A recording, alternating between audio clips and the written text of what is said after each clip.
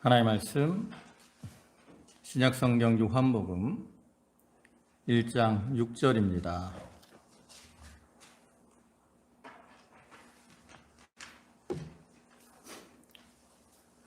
요한복음 1장 6절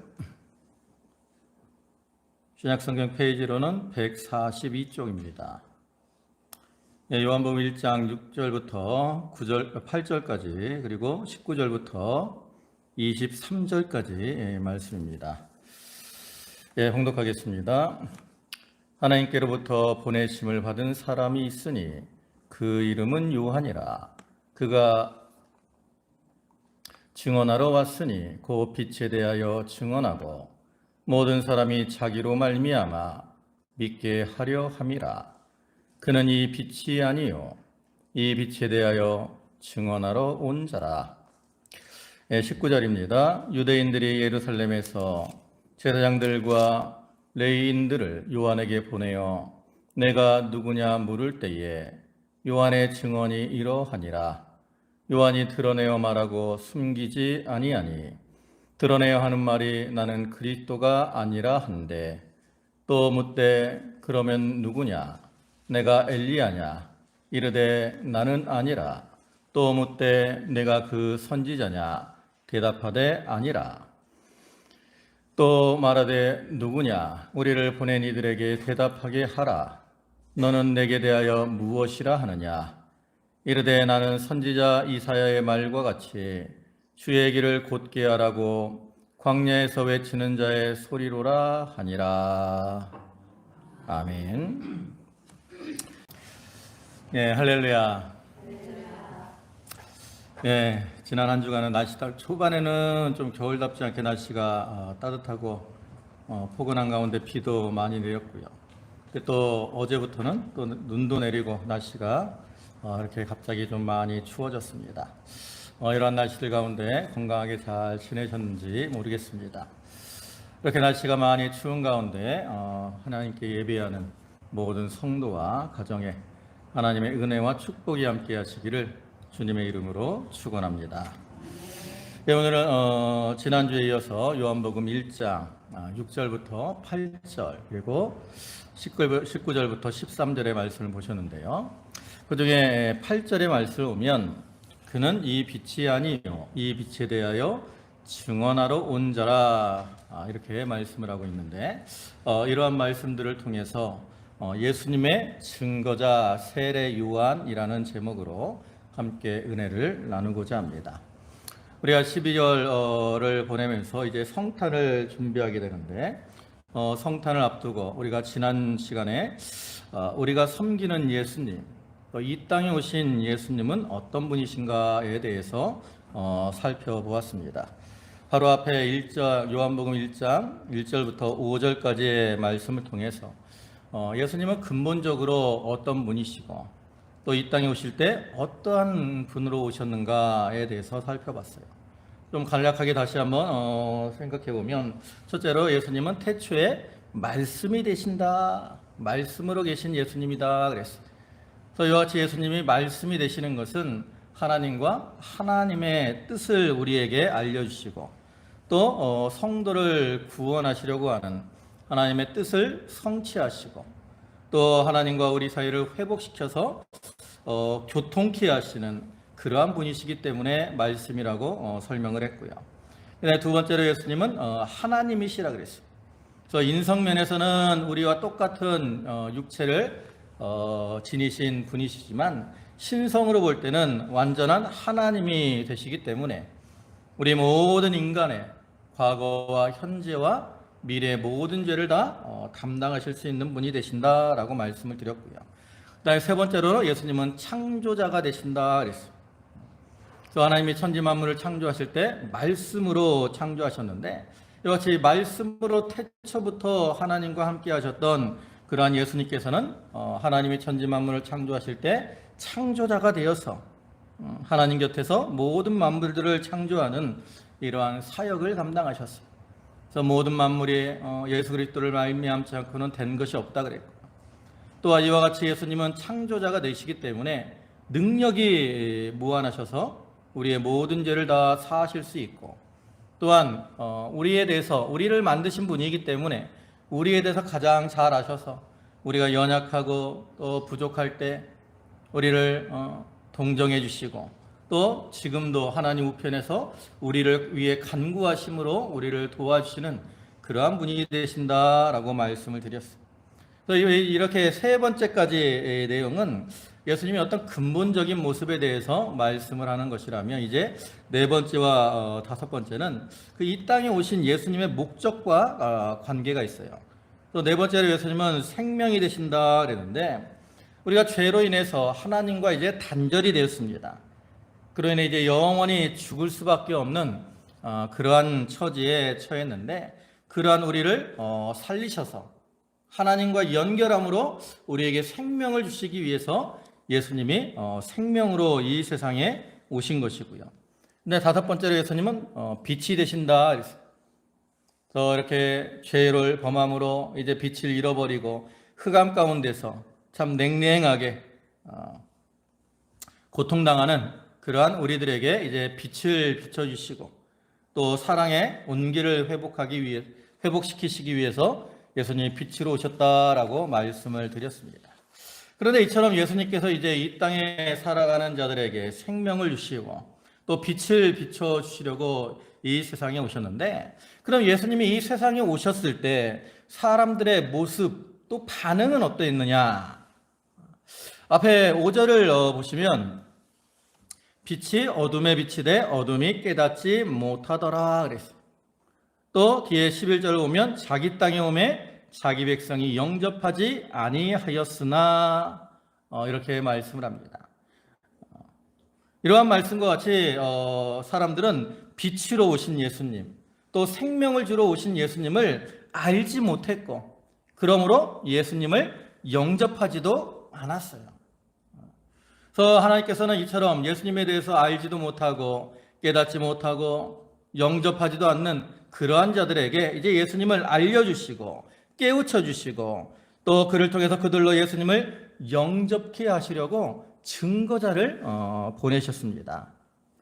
그럼 그 증거자가 누굽니까? 바로 오늘 본문의 주인공인 세례 요한이라는 사람입니다.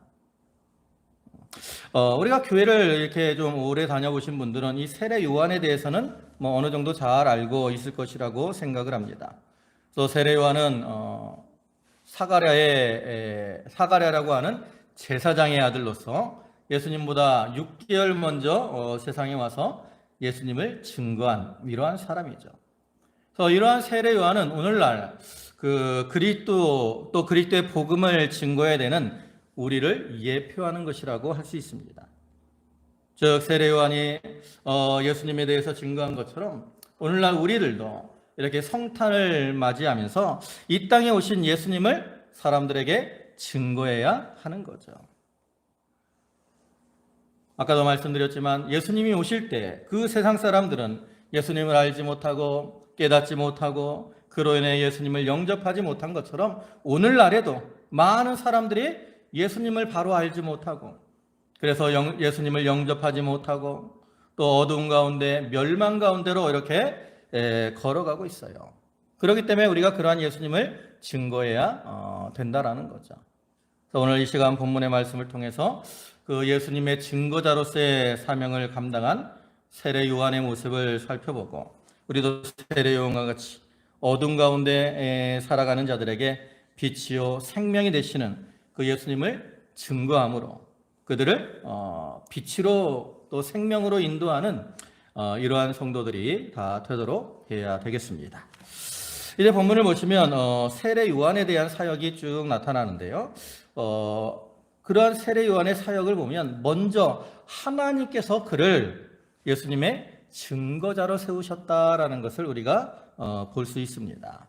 본문 6절의 말씀을 보면 이렇게 말씀을 하죠. 하나님께로부터 보내심을 받은 사람이 있으니 그의 이름은 요한이라. 여기 오면 요한은 하나님께서 그를 어떻게 하셨다고요? 보내셨어요. 세례 요한은 내가 복음을 전하겠다, 내가 예수님을 전하겠다라고 나온 것이 아니라 하나님께서는 이미 이 세례 요한을 예수님의 증거자로 택하시고 세우시고 또 보내셔서 그로 하여금 예수님을 증거하는 사명을 감당하게 하신 겁니다. 그럼 이 세례 요한은 어떤 사람입니까? 예수님이 하나님이 세례 요한을 보내셨다라는 것은 그의 탄생의 기사에서부터 우리가 알 수 있죠. 이 세례 요한의 탄생에 대해서는 그 누가복음 1장 5절부터의 말씀에 이제 자세히 기록이 되어 있습니다. 그래서 그 모습을 보면 세례 요한의 아버지는 사가랴고요. 그 다음에 어머니는 엘리사벳입니다. 제사장 가문이. 근데 이 사람들에 대해서는 그 누가복음 1장 6절에서 이렇게 말씀을 하죠. 이 두 사람이 하나님 앞에 의인이니 주의 모든 계명과 규례대로 흠이 없이 행하더라. 이러한 말씀에서 볼 수 있는 것처럼 이 세례 요한의 아버지인 사가랴와 또 엘리사벳은 하나님 앞에서 의인이다라고 인정받을 만큼 믿음이 좋은 그러한 사람들이었어요. 그런데 이렇게 믿음이 좋은 이 사가랴의 가문이었지만 그 가문에는 한 가지 문제가 있었습니다. 그 문제로 인한 염려와 근심이 있었죠.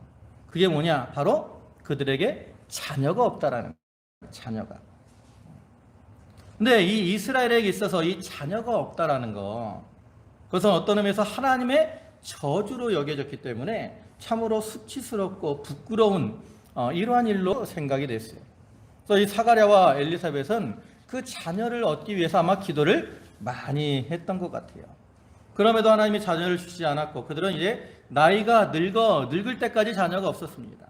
그래서 이제 아무런 소망이 없는 그러한 상황에 처하게 되었는데, 이제 그러한 상황에서 이 사가랴가 그 자기의 반열을 따라 순서대로 제사장의 직무를 감당하게 됩니다.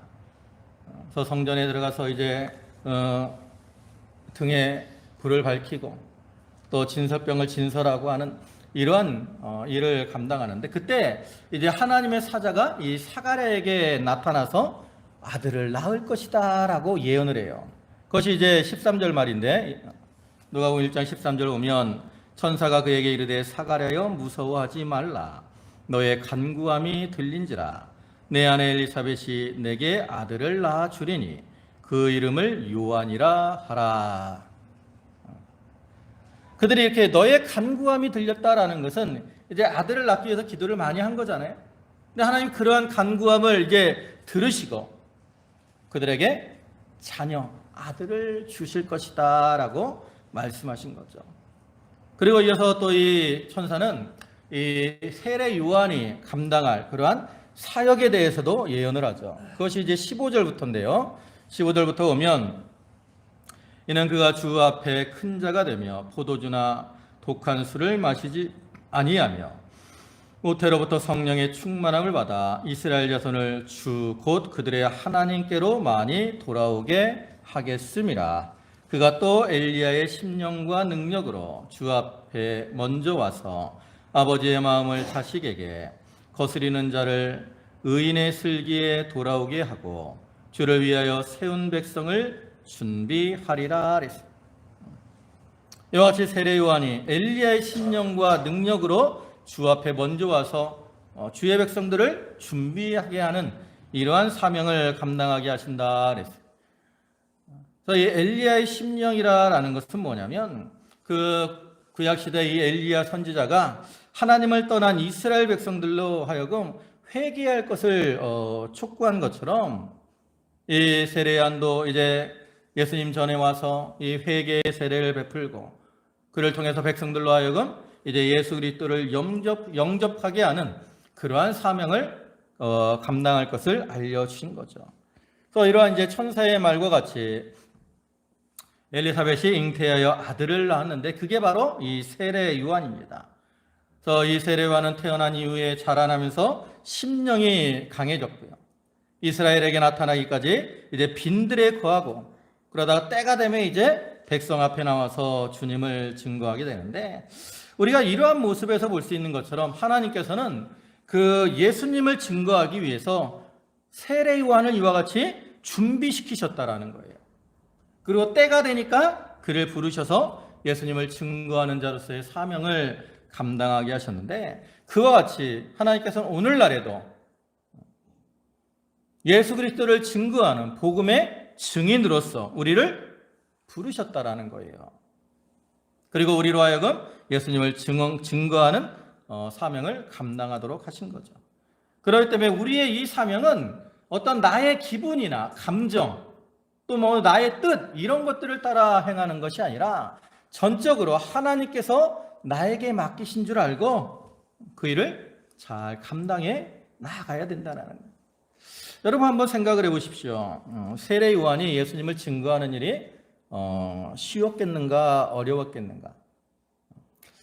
사실 이 세례 요한은 아까도 얘기했지만 그 가문은 제사장 가문입니다.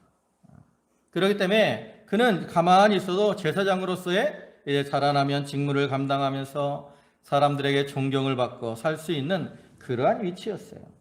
근데 세례 요한은 예수님을 증거하기 위해서 어디에 거했다라고 말씀을 합니까? 빈들에 거했다라고 말을 해요. 빈들, 즉 광야에서 예수님을 증거하기 위해서 준비를 한 거죠. 그러면 이 빈들에서 요한의 생활은 어떠했을까? 이 빈들에서의 요한의 생활을 마태복음에서 이렇게 말씀하죠. 마태복음 3장 4절에 이 요한은 낙타털 옷을 입고 허리에 가죽띠를 띠고 음식은 메뚜기와 석청이었더라.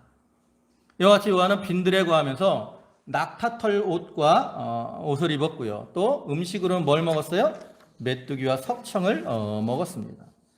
여러분, 이 세례 요한이 입은 이 낙타털 옷, 이건 어떤 옷일 것 같아요? 고급지고 부드러운 그러한 옷입니까?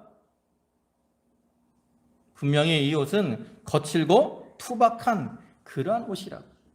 왜냐하면 이 거친 광야에서 보내려면 이 부드러운 옷은 금방 상할 수밖에 없다고. 그래서 이 빈들에서 견딜 수 있도록 사막을 왕래하는 이 낙타털로 만든 투박하고 거친 옷을 입고 있는 거죠. 또 음식은 메뚜기와 석청을 먹었다 그랬는데, 어떤 사람들은 이 메뚜기와 석청이면 그래도 괜찮은 거 아니야? 이렇게 생각을 할 수도 있을 것 같아요. 근데 우리가 메뚜기라는 거, 옛날에는 뭐 우리도 먹을 것이 없으니까 시골에서 메뚜기를 잡아서 많이 먹었다고 하는데, 얼마 전에 그 추수할 때 그 전창현 집사님네 이제 추수하실 때 일꾼이 없다 그래서 제가 잠깐 이제 차 운전을 해드린 적이 있는데, 그때 함께 하던 분이 이제 메뚜기 볶아 드신다고 메뚜기를 잡더라고. 옛날 분들은 그런 추억이 있어요. 근데 요즘 애들은 뭐 메뚜기 준다 그러면 아마 질색을 할 것 같아. 이때도 이 메뚜기, 세례 요한이 먹은 이 메뚜기나 석청은 그 빈들에서 얻을 수 있는 몇 안 되는 음식으로서 이 가난한 사람들이 광야에서 지내면서 먹을 수 있는 그러한 음식이라고 해요. 그러니까 이것을 볼 때 세례 요한이 자기의 사명을 감당하기 위해 준비한 그 생활이 참 평탄한 것이 아니라 힘들고 어려운 이러한 생활이었다라는 것을 알 수 있죠. 그래서 세례 요한은 이 편안한 생활을 내버려 두고 하나님께서 자기를 부르셨기 때문에 그러한 평화를 생활을 포기하고 고난과 어려움을 견디면서 자기의 사명을 감당한 거죠. 하나님께서 이 세례 요한에게 사명을 주신 것처럼 오늘날 하나님은 우리에게도 분명히 예수님을 증거하는 그러한 사명을 주셨습니다. 그래서 우리가 잘 아는 마태복음 28장 말씀을 보면 19절에 그러므로 너희는 가서 모든 민족을 제자로 삼아 아버지와 아들과 성령의 이름으로 세례를 베풀고 내가 너희에게 분부한 모든 것을 가르쳐 지키게 하라 그랬고요. 또 사도행전 1장 8절에서도 오직 성령이 너희에게 임하시면 너희가 권능을 받고 예루살렘과 온 유대와 사마리아 땅끝까지 이르러 내 증인이 되리라 하시니라. 이처럼 하나님은 우리를 복음의 증인으로 또 예수님을 증거하는 자로 불러주셨다. 그래서 세례 요한이 자기의 어떤 육신의 편안함을 포기하고 고난을 견디면서 이제 주님을 증거하는 이러한 사명을 감당해 나간 것처럼 오늘날 우리들도 주님을 증거하는 이 사명을 하나님이 나에게 맡기신 줄 알고 그 사명을 힘써 감당해 나가야 되는 거예요. 그 다음에 또 이제 이렇게 이 세례 요한은 하나님께서 자기에게 사명을 주셨을 때 그 사명을 이제 힘써 잘 감당해 나가게 되는데, 그러면 이제 이 사명을 감당할 때의 세례 요한의 모습은 어떠했을까? 요한이 전도자로서의 사명을 감당하는 그러한 모습을 보면, 첫째로는 이 요한은 하나님의 뜻을 따라 사명을 감당했다라는 거죠. 오늘 본문 7절입니다. 7절 다 같이 한번 볼까요? 다 같이 한번 봅니다. 시작. 그가 증언하러 왔으니 곧 빛에 대하여 증언하고 모든 사람이 자기로 말미암아 믿게 하려 함이라. 여러분, 요한의 사명이 뭐예요? 빛에 대하여 증거하고 그를 통해서 모든 사람이 자기로 말미암아 예수님을 믿게 하는 겁니다. 요한은 그런 하나님의 뜻을 따라 이렇게 빛 대신 예수 그리스도를 증거한 것이고요. 그를 통해 사람들이 예수 그리스도를 영접할 수 있도록 믿게 하는 이러한 사명을 감당한 거예요. 앞에서 말씀드린 것처럼 하나님께서는 이 세례 요한에게 사명을 주실 때 엘리야의 심정으로 능력으로 주의 길을 예비하도록 그를 보내셨다라고 말씀을 하죠. 그럼 이제 엘리야의 심정은 무엇일까? 좀 더 구체적으로 이제 살펴보면 앞에도 얘기했지만 죄를 깨닫게 하여 죄를 깨닫고 회개케 하는 것이 바로 엘리야의 심령입니다. 또 이러한 엘리야 선지자는 우리가 성경을 보면 엘리야가 활동한 시기는 어느 시기죠?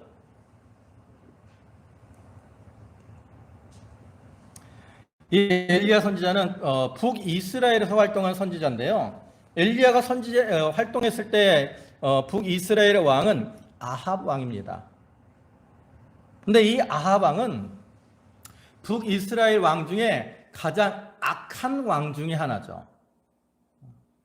그때가 이제 경제적으로는 좀 부흥을 했을지 모르지만 신앙적으로나 또 어떤 사회적으로 아주 타락하고 패역한 이러한 시대였습니다. 하나님을 떠나 바알과 아세라 우상을 섬기고, 특별히 이 아합은 아내가 누구죠?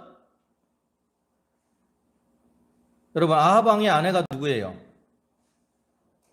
이세벨입니다. 이세벨. 구약 성경을 보면, 우리가 성경을 보면 이세벨이라고 하는 여인은 악한 여인의 대명사라고. 이러한 이세벨은 시돈왕의 딸인데요. 그 아합이 이러한 시돈왕 이방 왕의 딸인 이 이세벨을 자기 아내로 삼아가지고 그 여인의 영향을 받아가지고요, 우상을 섬기고 바알과 아세라를 섬기고 하나님을 섬기는 그 선지자들을 핍박했어요. 또한 그뿐만 아니라 아주 도덕적인 면에서도 패역을 행하고 나갔죠. 그런 패역한 모습을 이제 우리가 열왕기상 21장 1절부터의 말씀에서 찾아볼 수 있어요. 거기 열왕기상 21장 1절부터 말씀을 보면 우리가 아는, 여러분들이 아실 거예요. 나봇의 포도원 사건이 기록이 되어 있습니다. 그래서 이 사마리아 이 왕궁 근처에 이스르엘이라는 지역에 이제 나봇이라는 사람의 포도원이 있습니다. 그러니까 왕궁 근처에 있으니까 이제 이 아합 왕이 나봇에게 사람을 보내가지고 내 포도원이 왕궁 근처에 있으니까 그것을 내게 주어서 채소밭으로 삼게 해라. 그러면 내가 너에게 더 좋은 포도원을 주거나 아니면 돈으로 값을 주겠다라고 요구를 하죠. 여기까지 보면 별로 문제가 없어요. 그죠? 근데 이러한 왕의 요구를 나봇이 거절을 합니다. 그럼 왜 나봇이 이것을 거절했을까? 그것이 이제 열왕기상 21장 3절에 나오죠. 거기 보시면 나봇이 아합에게 말하되 내 조상의 유산을 왕에게 주기를 여호와께서 금하실지로다. 왜 나봇이 왕에게 포도원을 주기를 거절했어요? 지금 자기의 이 포도원은 하나님께서 자기 조상으로부터 이렇게 기업으로 주신 거예요. 하나님이 주신 기업이기 때문에 내가 그것을 더 왕에게 줄 수 없습니다. 왕이 나에게 더 좋은 포도원을 주고 많은 돈을 준다고 해도 하나님이 나에게 기업으로 주신 것이기 때문에 나는 그것을 왕에게 줄 수 없습니다 라고 거절하죠. 그러니까 이 나봇의 거절은 잘못된 게 아니에요. 하나님의 뜻을 따라가는 것이고 세상의 물질을 따라가는 것이 아니죠. 근데 이렇게 이제 나봇이 거절을 했을 때 아합 왕이 어떻게 이제 어떠한 태도를 취하느냐? 이 거절을 당한 그 아합 왕의 반응을 성경에서 뭐라고 말하냐면 이렇게 말씀을 해요. 근심하고 답답하여 왕궁으로 돌아가 침상에 누워 얼굴을 돌리고 식사를 아니했다 그랬어요.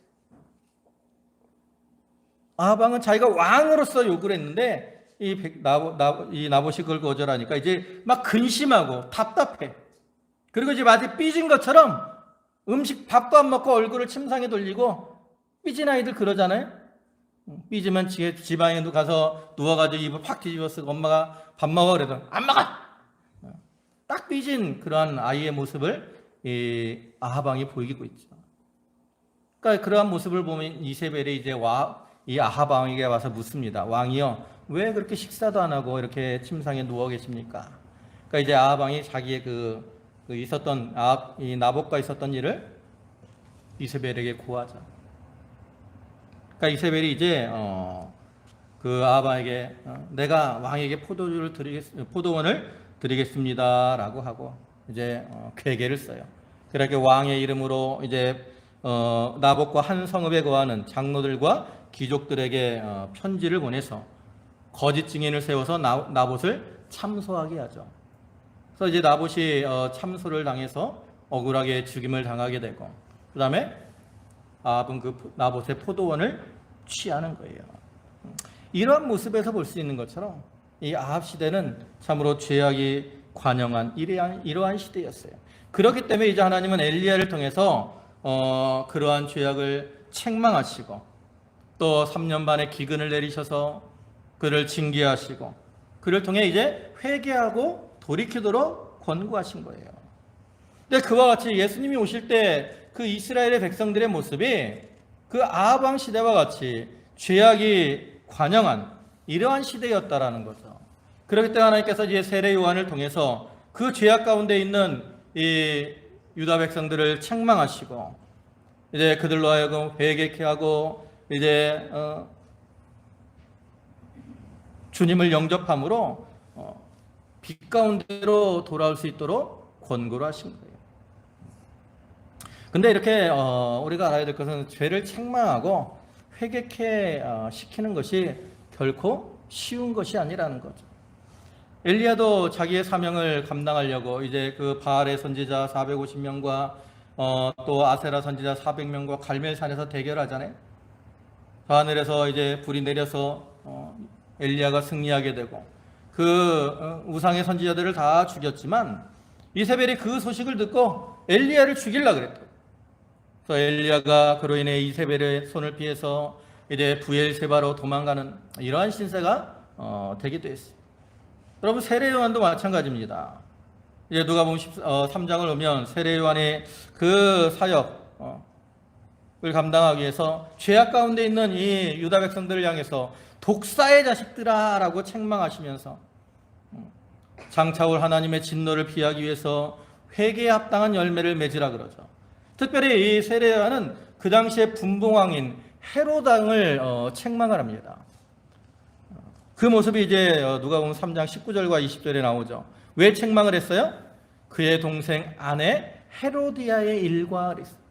그러니까 이 분봉왕 헤롯이 자기 동생의 빌립의 아내인 이 헤로디아를 취했다고. 근데 이게 율법에 어긋나거든요. 그렇기 때문에 세례 요한이 그걸 책망한 거예요. 그러니까 그러한 책망을 받은 이 헤롯 왕이 화가 나서 어떻게 해요? 세례 요한을 옥에 가두게 되죠. 그리고 나중에 이제 그 헤로디아의 딸의 요구를 따라 세례 요한의 목을 잘라서 이 헤롯을 세례 요한을 죽이게 되는데 이와 같이 누군가를 책망하고 이렇게 회개케 시키는 게 쉽지 않아요. 오늘날 교회에서도 잘못한 것이 있어서 그들 책망하면 사람들이 그 말을 잘 듣느냐? 그렇지 않아요. 사람들은 칭찬하고 어떤 축복의 말은 좋아하면서도 책망의 말은 싫어합니다. 그래서 교회에서 목사님이 책망하는 말을 하면 그로 인해 시험에 들기도 하고 심지어 교회를 떠나기도 하고 이러한 모습들을 우리가 많이 볼 수 있죠. 왜? 교회가 많으니까 책망하면 교회가 여기밖에 없느냐 그러고 다른 교회로 가는 거야. 그래서 이 책망시켜서 회개케 하는 것이 쉽지 않은데, 그렇게 쉽지 않음에도 불구하고 이 엘리야나 또 이 세례 요한 또 다른 믿음의 선진들은 그러한 사명을 하나님의 뜻대로 감당해 나갔다라는 거죠. 그로 인해 여러 가지 어려움을 만나고 고난을 만나지만 하나님의 뜻을 붙들고 그대로 행하려고 힘을 쓰는 거예요. 그와 같이 오늘날 우리가 이 하나님이 맡기신 사명을 감당할 때는 내 뜻대로가 아닌 하나님의 뜻을 따라 우리가 그 사명을 감당해 나가야 됩니다. 그래야 하나님의 뜻이 온전해지는 거예요. 만약에 자기 앞에 고난이나 어려움이 닥쳐온다 그래서 하나님의 뜻을 양보하고 자기의 생각대로 이제 행하게 되면 그러한 방법을 통해서 어떠한 것들이 성취가 되더라도 그것은 하나님의 뜻이 이루어진 게 아니에요. 누구의 뜻이 이루어진 거예요? 자기의 뜻이 이루어진 거라고. 그래서 이렇게 자기의 뜻이 이루어진 것이기 때문에 하나님이 그것을 결코 기뻐하지 않아요. 우리가 사도행전 20장 보면 사도 바울이 예루살렘에 올라가면서 이렇게 말하잖아요. 내가 달려갈 길과 주 예수께 받은 사명 곧 하나님의 은혜의 복음을 증언하는 일을 마치려 하면은 나의 생명조차 조금도 귀한 것으로 여기지 아니하노라. 바울이 예루살렘에 올라가려고 할 때 사람들이 너 올라가면 결받고 환난이 있다. 사람들이 알려줬어요. 그럼에도 이 사도 바울은 그것이 하나님의 뜻이기 때문에 내가 그 일을 마치는 일을 위해서는 생명을 조금도 귀한 것으로 여기지 않겠다라고 결단하고 나아간다라는 거죠. 또 오늘날에도 우리도 이와 같이 하나님의 뜻을 이루어드리기 위해서 좀 자기가 희생하고 헌신하는 그런 모습으로 행하는 것이 필요합니다. 그 다음에 두 번째로 이 세례 요한이 사명을 감당할 때 어떠한 모습으로 사명을 감당했냐면 자기를 낮추고 겸손한 모습으로 사명을 감당했습니다. 본문 8절을 보시면 그는 이 빛이 아니요 이 빛에 대하여 증언하러 온 자라 라고 말씀하고 있는데, 이와 같이 세례 요한은 이 빛 대신 예수님을 증거함에 있어서 사람들이 자기를 빛처럼 이렇게 여겨줬지만 자기를 내세우지 않고 오직 빛 대신 주님만을 나타냈다라는 거죠. 그래서 뒤에 이제 아까 보신 9절, 19절부터의 말씀에서도 우리가 그러한 모습을 볼 수 있습니다. 그래서 19절 보면 유대인들이 예루살렘에서 제사장들과 레위인들을 요한에게 보내어 내가 누구냐 물을 때에 요한의 증언이 이러하니라 그랬어요. 이렇게 요한이 이제 회개 세례를 베풀고 그들을 책망할 때 이제 예루살렘에 있던 사람들이 제사장들과 레위인들을 요한에게 보내서 물어봤어. 네가 누구냐? 그들이 이렇게 물어본 이유는 그들이 이 요한을 그리스도가 아닌가, 메시아가 아닌가라고 생각을 했기 때문에 그래요. 이 세례 요한은 이제 말라기 선지자 이후에 약 400년 만에 등장한 선지자로서 이렇게 큰 권능을 행했거든요. 그러니까 사람들이 그러한 이 세례 요한을 보고 메시아가 아닌가라고 생각을 했어요. 그런 모습이 이제 누가복음 3장 15절에 나옵니다. 거기 보면 백성들이 바라고 기다림으로 모든 사람들이 요한을 혹 그리스도신가 심중에 생각하니. 이와 같이 많은 사람들이 세례 요한을 누구처럼 여겼어요? 그리스도가 아닌가라고 생각하고 그래서 이제 내가 누구냐라고 물어본 거라고. 근데 이러한 사람들의 물음에 대해서 세례 요한이 뭐라고 답변을 해요? 세례 요한은 자기가 분명히 나는 그리스도가 아니다라고 답변을 하죠. 오늘 본문 20절입니다. 요한이 드러내어 말하고 숨기지 아니하니 드러내어 하는 말이 나는 그리스도가 아니라 한데. 요한은 가만히 있으면 사람들이 요한을 그리스도처럼 여기고 높여줬을 것인데 나는 그리스도가 아니다라고 분명히 말하고 있어요. 그리고 이제 그 말에 이어서 이제 자기가 누군가를 사람들에게 말하죠. 누구라고 말을 합니까? 오늘 본문 23절입니다. 자, 23절 다 같이 한번 볼까요? 23절 말씀입니다. 시작. 이르되 나는 선지자 이사야의 말과 같이 주의 길을 곧게 하라고 광야에서 외치는 자의 소리로라 하니라. 자기를 뭐라고 말해요? 광야에서 외치는 자의 소리다라고 말했어요. 여러분, 이 소리라는 거 요한이 자기를 소리다라고 말을 하는데 이 소리라는 건 무엇을 의미할까? 사실 이 소리라는 건 그 자체만으로는 별로 가치가 없습니다. 왜냐하면 소리는 이 소리보다는 그것이 내포하고 있는 의미가 중요한 거예요. 의미가. 그래서 소리는 별로 중요하지 않죠. 물론 음악이나 특별한 경우에는 이 소리가 중요하기도 한데 이 사람들의 말에 있어서는 이 나오는 소리보다는 그 말, 소리가 내포하고 있는 의미가 중요해요. 그리고 소리는 이렇게 나오면 그 다음에 어떻게 돼요? 없어지는 거라고. 의미만 남는 거죠. 제가 여러분들에게 말씀을 전할 때 말한 의미들이 남는 거지 그 소리가 남지 않아요. 만약에 이 소리가 계속 남아있다면 여러분들은 참 질릴 거라고. 여러분 생활하면서 맨날 목사님이 이렇게 한 말, 이러한 말이 계속 지금 귀에서 들려. 그럼 막 정신적으로 스트레스를 받을 거예요. 근데 그 소리는 사라지고 의미만 남기 때문에 소리는 별로 가치가 없는 거죠. 또 여기서 이 요한이 자기를 광야에서 외치는 자의 소리다라고 한 것은 자기는 가치가 없는 그러한 존재이고 자기가 증거하는 그 예수님만이 귀하고 참되신 이러한 분이다라는 것을 말하는 거죠.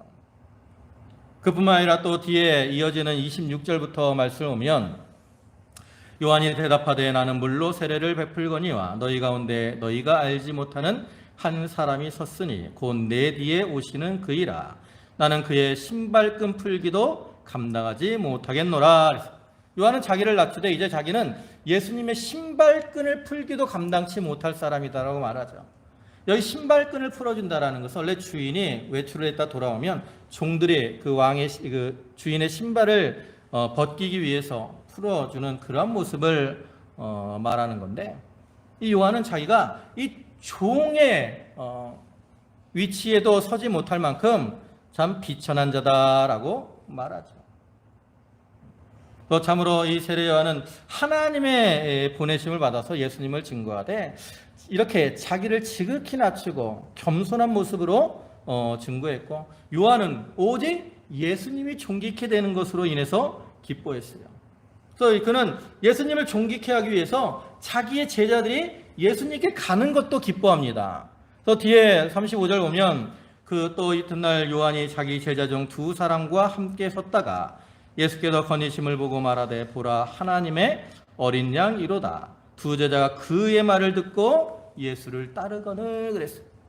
요한은 자기를 따르던 제자들을 누구에게 보내서 양보하고 보냅니까? 예수님에게.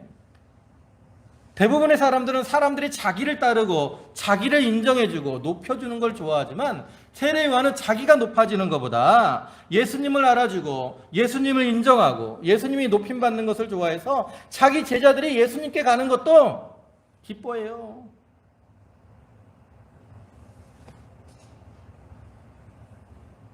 또 이러한 모습을 보여주는 또 다른 구절이 있죠. 그것이 이제 요한복음 3장 29절인데 거기 오면 신부를 취하는 자는 신랑이나 서서 신랑의 음성을 듣는 친구가 크게 기뻐하나니 나는 이러한 기쁨이 충만하였노라. 그는 흥하여야 하겠고 나는 쇠하여야 하리라. 요한은 예수님을 신랑으로 여기고 사람들이 예수님을 이렇게 기뻐하는 거 그거로 인해 자기도 기뻐하는 그러면서 예수님은 흥하여야 되겠고 나는 쇠하여야 하리라. 예수님이 흥하는 것으로만 인해 기뻐하고 자기는 쇠하기를 원하고 나갔다라는 거죠. 이러한 세례 요한의 모습, 이러한 요한과 같이 오늘날 우리들도 하나님이 우리에게 사명을 주셨을 때 우리가 그 앞에서 자기를 낮추고 겸손하게 행하는 것이 중요합니다. 내가 전도를 많이 했다고 그거 자랑할 게 아니라는 거죠.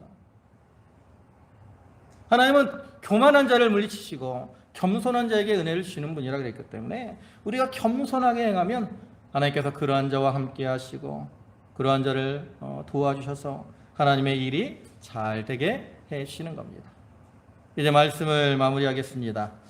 이렇게 예수님이 세상에 오셨을 때 세상이 예수님을 알지 못하고 영접하지 않았기 때문에 하나님께서는 이 세례 요한을 예수님의 증거자로 보내셨고 세례 요한은 예수님을 증거하되 이렇게 자기를 낮추고 겸손한 모습으로 하나님의 뜻을 따라 예수님을 증거하는 그러한 사명을 감당했습니다.